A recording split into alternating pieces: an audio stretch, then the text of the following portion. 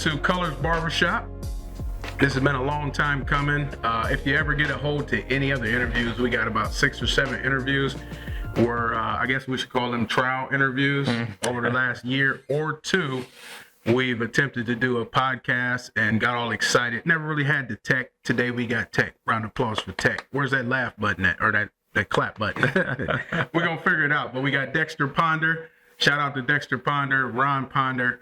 Son, if you notice, Ron Ponder was WHBC, Points to Ponder show at 10 o'clock a.m. Monday through Friday for years. So I'm an extension of him. He's been a customer, so I got to show them some love. And I remember the days I think I was, joking and telling you some of the stories where we didn't even have the proper radio in here. It didn't get 1480 clear. So my father, God rest his soul, will give us an update from outside in his car at the barbershop. That's as real as it gets. That's real life. That's authentic. We don't want to lose that authenticity, as we launch off into this podcast world. Lord knows where it'll take us. Yeah. I love watching podcasts. It's fun to be able to finally do one. That's good. Officially. It'll be edited, obviously, and then it'll be posted. Eventually, I'd like to get to the point where we're going live. That's great. Yeah. So it sounds just as good. It's just as authentic as a conversation in the barber chair. If I was cutting your hair today, that would be a cool interview. Yes, sir. An easy interview. Yeah. It's growing on me. I think I do interviews all day. I don't really cut hair, because I'm too nosy, I think, and I care too much. I really am intrigued by who's sitting in my chair. Wow. And once you start the conversation, what's inside there? Yeah. So we came up to a name, came in with a name. My wife at the time, I was fumbling around with different names, and she was like, I got one for you. Cut to the chase. It stuck so good, made so much sense. I said, welcome to Cut to the Chase. Yeah. Live here at Colors Barbershop. Yeah. And I was just speaking it for the first time at the kitchen table. So it's a blessing. I'm a man of faith. We had plenty of faith-driven conversations. Yes, sir. So I believe that faith without works is dead. It's a dead thing. It's impossible to please God without faith. And cool things could happen. What's the one definition in Hebrews? Is that faith is the substance of things hoped for. Yes, sir. And the evidence of things unseen. So that's what this means to me today. Without further ado, we have our guest here today.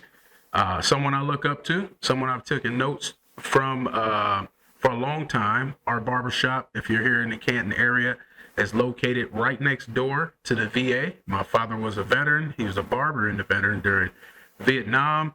And I remember when you were working for the VA. Yes, sir. And you would come over and hand flyers and start small conversations, things like that. And so on and so forth. I see you in the community wearing different hats. I just used that expression earlier. And doing a lot of great things. So I want to give you your flowers now and say kudos to you. Bless you, man. You never know who's watching you, and you got a mean polo game. We'll talk about that later. God bless you, man. He keep his gear together. So we're taking notes in more ways than one. Oh, God bless you. I'm a polo fanatic. That's the sidebar. Yes, sir. Maybe we'll get them to sponsor us one day. That'd be nice. That's Ralph Lauren on here, right in the middle of us, right? But I have Hector McDaniels today, our guest. He's the head of our local NAACP. He wears plenty of other hats. I'm going to let him elaborate on what all he does. If you can just give a better introduction than I would ever attempt to be able to do, just tell us who you are for people who might not know. Yeah. Well, first of all, thanks so much, Adrian. I appreciate the opportunity to come in and spend some time and chat. As you mentioned, we got an introduction through the VA. I worked for the Department of Veterans Administration at the time. The clinic is adjacent here to the building, right here on 9th Street, 9th and Market. And at that time, I was working in psychiatry and spent about 16 or 17 years with the VA before I retired in 2012. But, fast forwarding, I am the current president of the Stark County NAACP. That NAACP is about 2,200 branches strong around the nation as I speak. There are 38 NAACPs here in the state of Ohio, and I am very proud to say that membership right now is about 2.5 million members. And so I always like to start any of my conversations around NAACP talking about the inception. It is the oldest civil rights organization in the nation. It's been around about 115 years, and nothing, and I mean nothing, around civil rights, equity, diversity, inclusion has happened in this country without the NAACP either leading it, pushing it, pulling it, in some form or fashion being a part of it.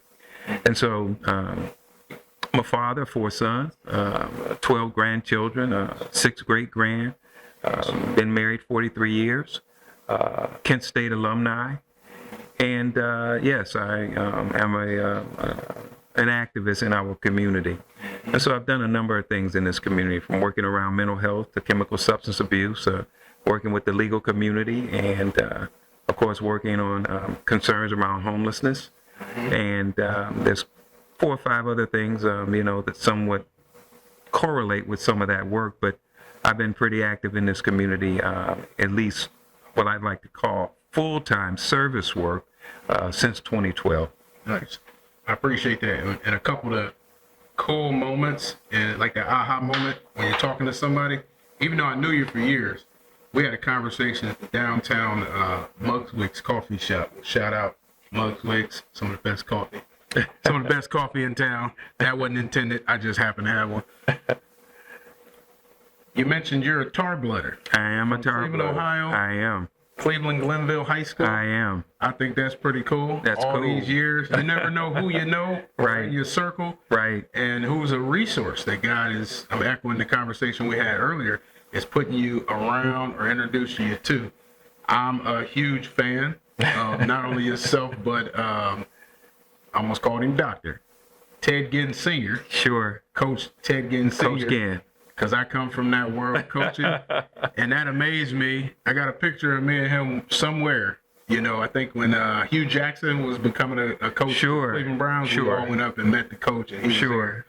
And we learned that he was a bulldog once upon a time. Yes, sir. I'm not saying that to be like, pushing some McKinley agenda. I went to Glen Oak. Yeah. Local guys know that. But he told us that story. He said, now don't you tell nobody. So I already blew it today on the podcast. I think that's awesome. I look forward to what we can do. And also Joe Gibbs. I just so happen to have the book, Joe Gibbs. Yeah. I remember you wearing several hats. Sure. Some of them that speak to me and what I'm into. As a youth coach, high school coach, Sure. and things like that. My coaching experience, I enjoy learning from other coaches. And you're pretty good friends with Joe Gibbs. That's correct. I remember you introduced us up. I should say Reverend, a preacher. Is he a preacher? Well, it's. I'm gonna say he is. He believes in the gospel of the Lord Jesus Christ, and he preaches that message all around the country. So I believe we can call him preacher. That was awesome because you invited us. What was it called? Faith. It's Faith, Family, and Football. It is I want to call it started to call it like a program, but it's larger than that. It's been running for about 9 years, and there's a team that I work with, interdenominational team actually, and so we call ourselves Game Changers. I've been together again almost 10 years. Every year, right before the Hall of Fame, we bring Hall of Famers in. And they come in and they speak specifically about faith, family, and football. We've had everybody in there from Jim Kelly, Aeneas Williams. We've had Ray Lewis. And they come in and they talk about, their lives. They talk about the faith aspect of it. And so I had an opportunity to be a part of that group. And what a wonderful group of men to work with. But they believe at the end of the day, it's faith that drives everything. And so it's inspirational to hear these men talk about faith. And we see them on the big stage, and, we see them as Hall of Famers, getting ready for their jackets. And You almost forget they're human. you forget that they're human, but they'll remind you, what it took, what it takes to kind of persevere through that. And so it's been a great opportunity to do that. We do that once a year. We hold it out at the hall. And for some who remember way back in the day, prior to the Hall of Fame kickoff, there used to be a prayer breakfast. Right. And so, they would get together, community leaders, faith-based leaders, and they'd get together and they would pray and have a breakfast right before the Hall of Fame, actually gets the opportunity to kick off. And so we've somewhat supplemented that Right. with the with the game changers, and again, just a wonderful opportunity for being able to speak into the lives of men. But one other quick caveat too about the book. What the coach did was he did some extraordinary things. First of all, he's the first coach in the history of the NFL to win Super Bowls with 3 different quarterbacks. No other head coach in football has achieved that feat. And then he made the move from football to NASCAR. And when he went to NASCAR, guess what? He's got some rings. He went to the top. You know what I mean? In NASCAR. So his goal is really just to take, those plays, like specifically from football, from NASCAR, get them aligned with Scripture, and share how they can be beneficial in giving us a strategy and a plan for living a faithful life unto Christ. That's awesome. And that was, I guess, my primary reason for asking. Number one, I appreciate you inviting us to, outing like that. It spoke to me. It still resonates every time I glance up in the middle of a day. They won't know what I'm looking at. I'm looking at Joe Gibbs' book. I hadn't read the whole thing. Sure. I picked through some of the chapters, but I enjoy his testimony, his using his platform. Yes. And that's obviously why we're here today. God was showing me, the platform that we've been blessed with, even in the barbershop. Sure. If you want to go one more layer. Sure. And say the barbershops in our community. Sure. Or the black barbershop, so to speak. Sure. It's still kind of segregated. Sure. That in churches, that's what I say. It's proof we still got a long way to go. But I see that, more importantly, in your story. Sure. A little that I've learned over the years, you're using the same faith and the same, stick-to-itiveness and the drive as a soldier and a veteran along the different platforms to carry the gospel, it seems like. Sure, right? sure. Regardless of what hat. I keep using that expression. Sure. Because when I see you, I see multifaceted. I'm just giving you your flowers. So we're going to go jump right on into the NAACP hat. What dawned on you to take the role? Being a member, if you give a quick segue, memberships are what? $30? Memberships are an annual adult membership's $30. Okay.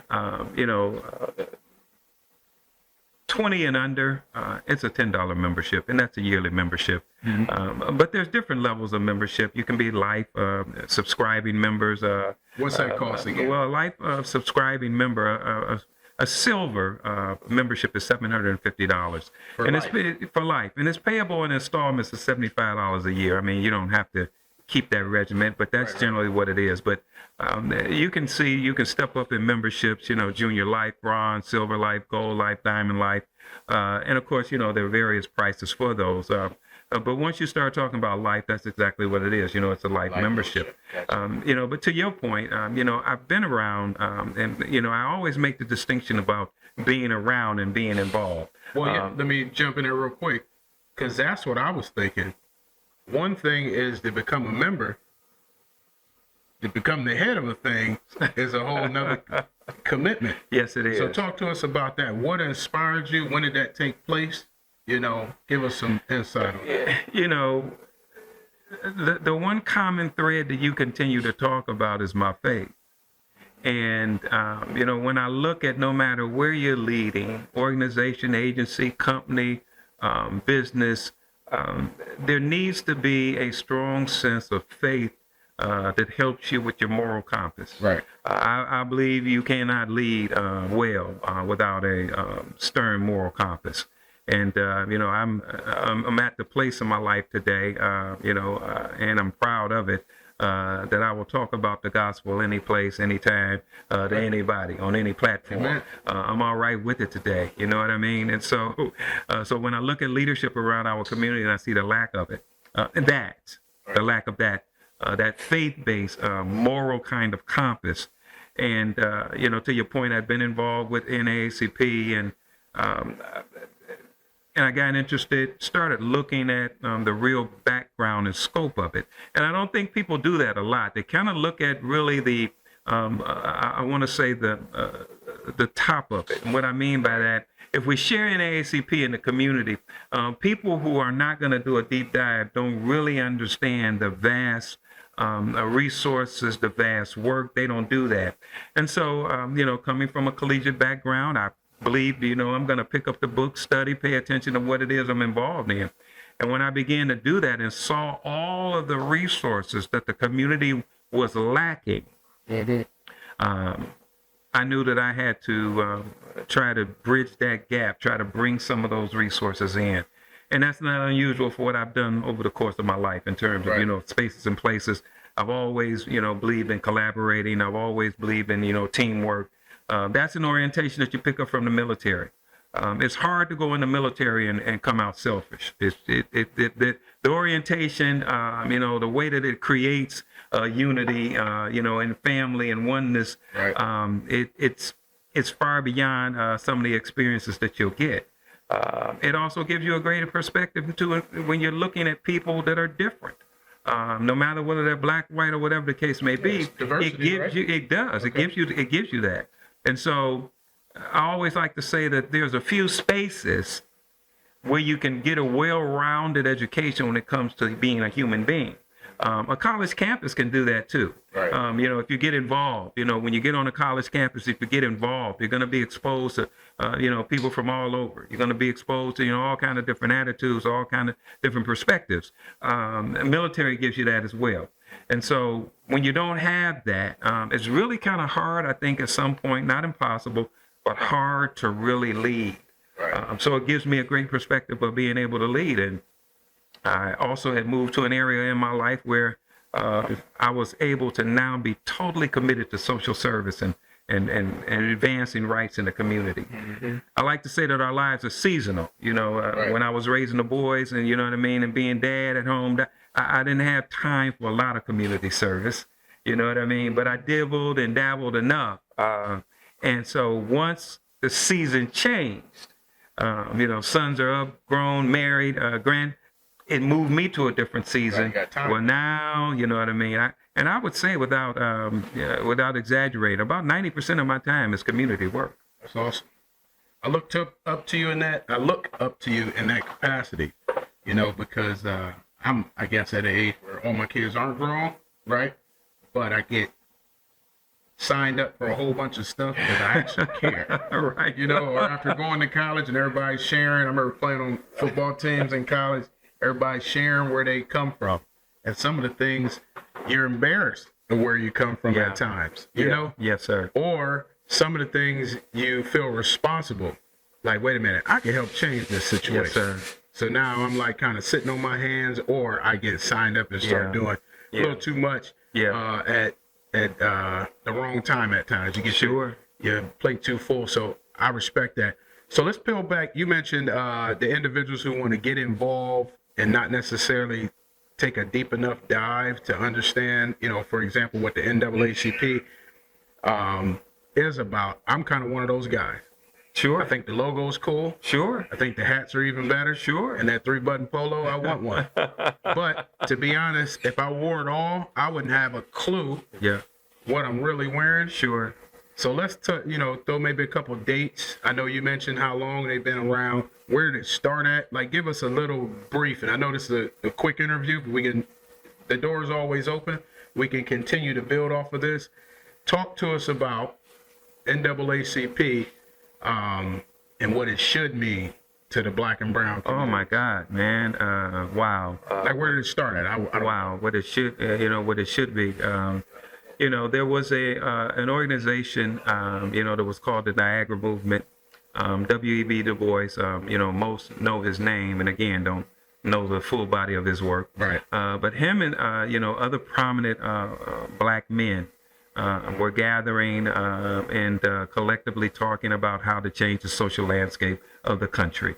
What's the date around then? Oh my God! What would you guess? We would probably guess late 1800s, close to 1900s, because the NAACP itself, its inception is around 1915 or so. Wow! And see, that's where I got it all wrong. I was associating that with like Martin Luther King, segregation movements. Sure. My little knowledge, I thought it was birthed around then. So we're talking way. We're talking way beyond that. I mean, if you do a deep dive and take a look at Medgar Evers, Okay, see, I gotta you know take what I my mean? notes.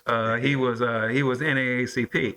Okay. And so, you know, even if you look at back to King, you know, and again, you know, one of my first comments was nothing has moved around civil rights.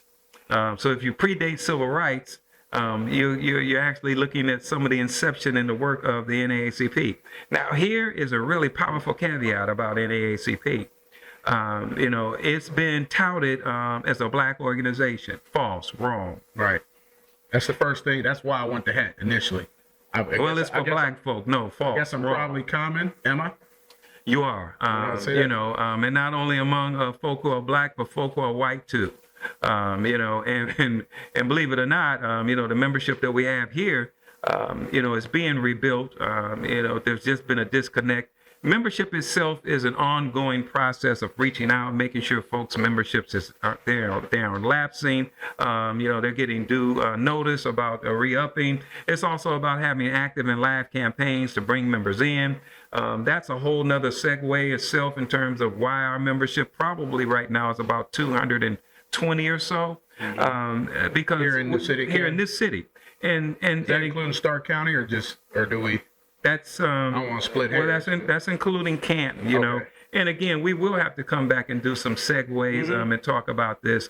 You know, the Stark County NAACP at one time was the Canton NAACP. Massillon has had an NAACP. Alliance had an NAACP. And so when you get an NAACP, the first thing that you get is a charter Okay. for it to be able to operate. And in order for it to operate, there's some criteria that needs to be met consistently. Membership, you need to have a number of membership.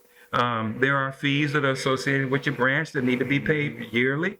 And so if any of those things are not consistent, you can lose not the charter, but you can lose the ability to be an active branch. Okay. And so we have been blessed in Stark County to continue to be an active branch because we've been able to maintain members. We've been able to maintain enough dollars to pay our bills. Right. And so, but again, those are some of the other things that people don't understand about an NAACP.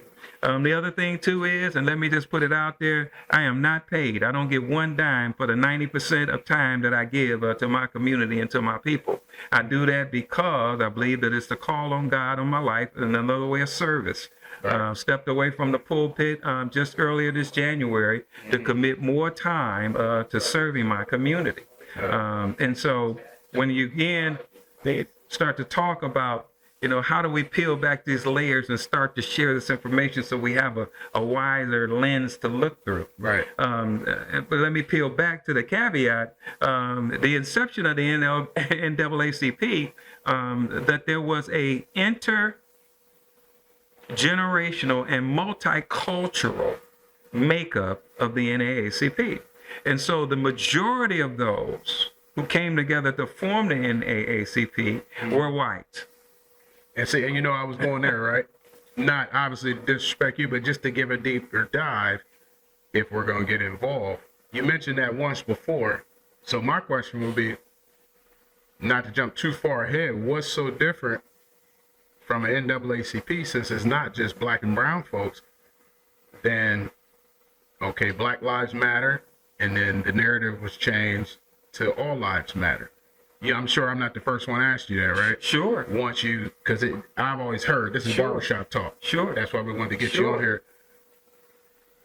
Is it true that the original founder was not a person of color, black or brown? I'm mentioning what the black guy for the NAACP. That is true. Talk to us about that a little Well, bit. I mean, again, you have to also look, even today, if we fast forward to what we believe has been one of the most monumental moves around civil rights since Dr. King, we would have to somewhat talk about the influence of George Floyd. Yes, sir. And so when we take a look at that influence, what we will see all around the country and the world is probably more folk that didn't look like us.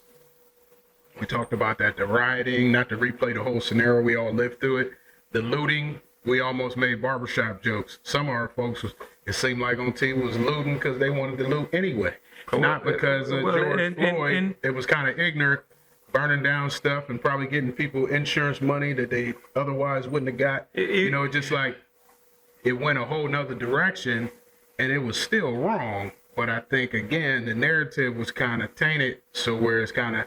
It's out of the scope of the framework for how we are supposed to exercise our power. Dr. King talked about power within a framework. Mm-hmm. In other words, it's a disgrace to have displaced anger. Right. I'll double down on it. It's a disgrace to have you expel energy that's not necessary, and there's nothing productive at the end of the day. Right. And so to burn down a building, and don't get me wrong, agitation and/or where we see this conflict, conflict is not all negative or bad. It's the outcome. It's what has resulted from the confrontation. And so, again, to double back to when you're talking about, the difference when we talk about Black Lives Matter, those things, they have their scope and they have their purpose within the scheme of the bigger picture. Right. And so what is different about the NAACP? I would probably say the pockets are deeper.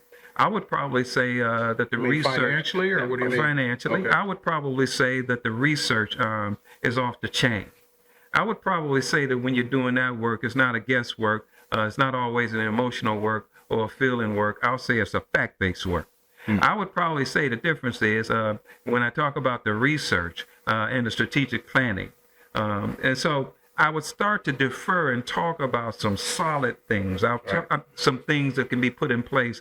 And so, for example, you and I, we were earlier talking about, what the goal is to move the faith-based community around. Right. Not to just sit down and have a conversation and have coffee and donuts. Mm-hmm. But when you leave there, you've got a toolkit in hand. And not only that, you have a resource person that you'll call that will direct you with boots on the ground to have some action, to make some things happen. Say some action items behind it. You understand what I'm saying? What should we expect? I'll go to some of these workshops. Let's put some action items on the list, and what can we count on? Give you those things so that you understand, so, I mean, even when we deferred and start to talk about Project 2025, be careful of getting so alarmed. You don't know enough about it, that it's nothing new. It's been around since Reagan, and that, that left has been proposing to every president, whether you're a Democrat or Republican, that this is what they think is needed for the country. And so don't get alarmed. And now, I didn't tell you to go to sleep. I just said don't get alarmed. I mean, the other thing, too, is when we're looking at, this latest version, who has put their footprint on it, well, of course, it comes out of an administration that we believe we can't trust. So it takes us to another level of being heightened and alerted. But make no mistake about it, when you start to do your homework through it, there's some things that by executive order can be done, but then there's some things that need to be done through Congress and Senate.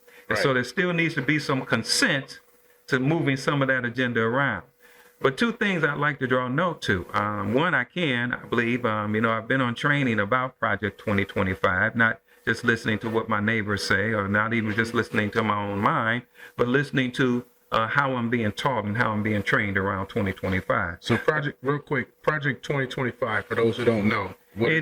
Project 2025 is a blueprint for changing how the country operates from a presidential standpoint, from a legislative standpoint. And so I don't want to share a lot about that because, again, it's best for me to move you to some places where you can get the full body of information than to discriminate and give you 2 or 3 pieces because we're known for that. Right. And we'll take you through 2 or 3 pieces and we'll act like we have the whole story. Mm-hmm. That's a part of some of the problems that we face when we're disseminating information in our communities. Right. So real quick, where can we go if someone wanted to just kind of go down that rabbit hole to study? You can go to the NAACP's website, which, by the way, I need to correct that. It is the NAACP. AA, we're losing some of the importance and the power of the work that's been done. And so I've been cautioned to stop talking like it's slang. It is not the NAACP. It is the NAACP. But you can go to naacp.org. On that website, you can find any and everything from dealing with health to housing to discrimination to all of the injustices that you see in the community. Again, they are super equipped at sharing what the information, what the landscape looks like, and how we are fighting it. That's good. All right, so with the interest of time, I feel like we're just getting started. We got to do another session, thorough interview. Where's the main hub, if that makes sense? Is there a main hub? For the NAACP? Yeah, or we're located out of Baltimore, Maryland. Is that like kind of the capital? That is our capital. The Maryland, D.C. area, Maryland, Baltimore, D.C. area. All right. And then who's got the strongest presence, maybe? Or who doing the most? Let me say it in a barbershop way. NAACP, most memberships, most movement. If someone wanted to say, hey, NAACP's been a little quiet, X amount of years. What do they really do? Especially generations. If I ask my sons, who are they? Right. If I barely know, what you think they gonna say? Right. So, well, let me do two things. Yes, we have about 38 here in the state of Ohio. Okay. But if you want to see what our crown jewels look like, go to the Cincinnati page. Okay. Go to the Dayton page. See the work that's being done. The work that gets done in an NAACP is done by way of committees. It has the capacity for 21 different committees in a community. Okay. But when you look at work, no matter what you're doing, where you are, even if you were here in the barbershop, you couldn't cut hair if you didn't have capacity. Oh yeah. Right. You got a number of chairs. You can only cut in one. Right. Right. So you have to have capacity. Right. NAACP has, no matter what organization, whatever agency, what company, what institution, without capacity, you cannot hit the mission. All right. So let me speak on that. That was a reminder. This actually will be on our YouTube channel, which we have a capacity of just over 13,000 subscribers. That we hadn't really fed enough content, so I'm excited to wake that crowd back up. If you're out there, put a thumbs up, shout your city out. If they that are not here in Canton wanted to get to their local NAACP, are you suggesting the same website? I'm or you want to throw that website back out there? I'm saying, listen, and go to naacp.org. They list every branch in the country. And again, click on their state, I'm guessing. Click on it. It'll bring up what you need. And again, I tell you what, you don't get 2,200. That's 2,200 branches around the country. You don't get 2.5 million activists just because you haven't been doing nothing. Yeah. And you don't last 115 years just because you had a good name. Right? And so, again, the strength and the power of it is the legislative work. We have some pretty challenging things going on in this community. Right. And so my go-to has been our general counsel. Our general counsel are made up of some of the finest lawyers that the country has seen. And so, just to speak just a little quietly to some of the unrest that's going on in this community, I lean on my general counsel, and my general counsel leans on the Department of Justice. And so I don't believe it'll be long before they'll be on the doors here in Canton, Ohio. Yeah, Canton, Ohio. That's awesome. I actually want to revisit this and get a little more deeper. If we got to have a second guest on here, someone that just can help echo what you're saying and what we're doing today. But I got, I guess, a million thoughts in my head. I want to go to some type, I'm guessing they're conventions. There are conventions. You mentioned Dayton, you mentioned Cincinnati. Dayton, Cincinnati. I have been. And How often? Well, they have them every year. As a matter of fact, our state convention is coming up September 13th and 14th. It'll be in Cleveland at the Doubletree. Let's put that on my calendar tentatively. I want to go to one. If it's this close, you can drive an hour. Y'all hear that out there? If you're from this area, NAACP, You love community. You want to see stuff done. You want strength. You want history. Right. You want to be involved. And Right. you want to really just know what you're getting into right there in Cleveland. Throw the date out again? 13th and 14th. September 13th and 14th. Look at your calendar. I'll be looking too. I got another date I want to throw out. September the 28th. September the 28th at the Doubletree, right here on Market, right downtown. We're holding what's called our Freedom Fund dinner. It's the biggest fundraiser that we do once a year. Okay. And that dinner, right now this year, we have a young woman by the name of Roxanne Brown. Miss Brown is the international vice president at large of the United Steelworkers. And she has a team of women that they call themselves Women of Steel. And it's a powerful thing to see women in labor. Those of us who know labor, come from labor, respect labor, we know the work that's been done. I'm a labor advocate. I spend time as a political action coordinator for the Department of Veterans Administration. So I spent time working in Washington, working with the Senate and working with the House on things around Veterans Affairs.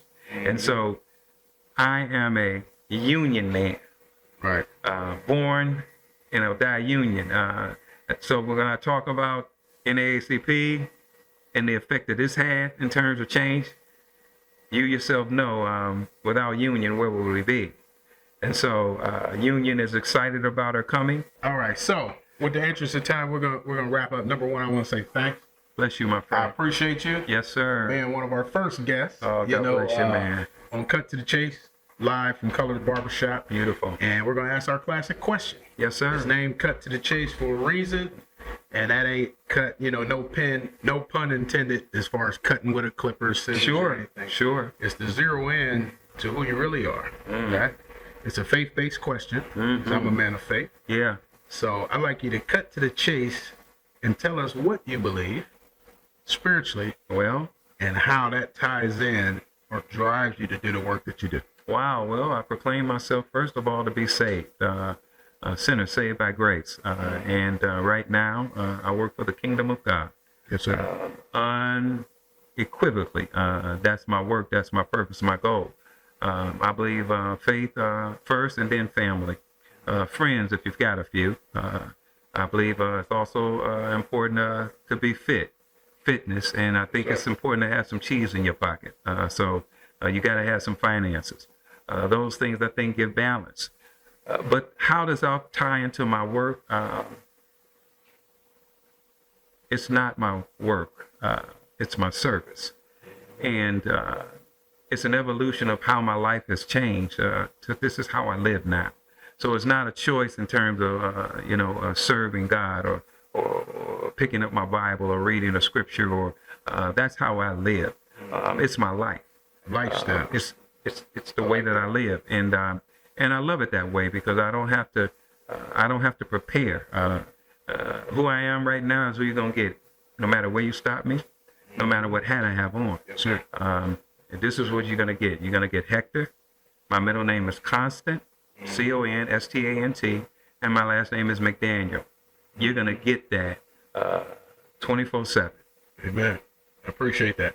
My type of guy. Bless you, my Fellow friend. soldier. Appreciate you, Till man. next time, let's do it again. Let's book or block out an hour that's fitting for you. Beautiful. I I'd love like to that. have you back on there. Thank you so much. Appreciate it. I tell you, like my dad said, let me let you go so you can get on about your life's work. In a minute. Colors Barbershop and Supply Store, Coach Color. Cut to the Chase podcast. If you got a product you're looking for, an organization, or purpose that you're living out, like Mr. McDaniels said today, get with us. We'd love to have you as a guest. I love cracking up the egg and really see what's in there. So make it real, make it authentic, else don't make the appointment. In a minute, Colors Barbershop. Appreciate you, man. Yes, sir.